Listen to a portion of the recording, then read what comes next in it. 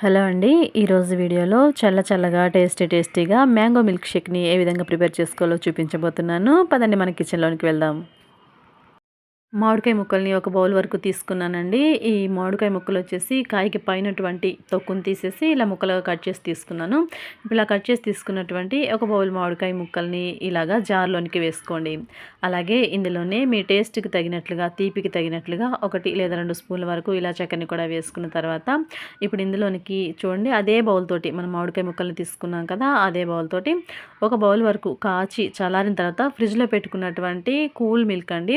ఈ చల్లటి పాలను కూడా వేసుకొని ఒక నిమిషం పాటు స్మూత్‌గా బ్లెండ్ చేసి తీసుకొని రండి. చూడండి ఇలా బ్లెండ్ చేసిన తర్వాత చూపిస్తున్నాను. మిల్క్ షేక్ అయితే రెడీ అయిపోయిందండి. ఇప్పుడు ఈ మిల్క్ షేక్‌ని చల్లగా సర్వ్ చేసుకోవడం కోసం ఒక బౌల్‌లోనికి ఇలా ఐస్ ముక్కల్ని వేసుకొని మనం తయారు చేసుకున్నటువంటి మిల్క్ షేక్‌ని వేసుకొని పైన ఇలా చాప్ చేసినటువంటి మామిడికాయ ముక్కలు, అలాగే కట్ చేసినటువంటి బాదం, జీడిపప్పులతో సర్వ్ అవుట్ చేసుకున్నామంటే చల్లగా టేస్టీగా మిల్క్ షేక్ రెడీ. ఓకే అండి. ఈ వీడియో కనుక నచ్చినట్లయితే వీడియోకి ఒక లైక్ చేసి మన ఛానల్‌ని సబ్స్క్రైబ్ చేసుకొని పక్కన బెల్ సింబల్‌ని క్లిక్ చేయండి. Thanks for watching.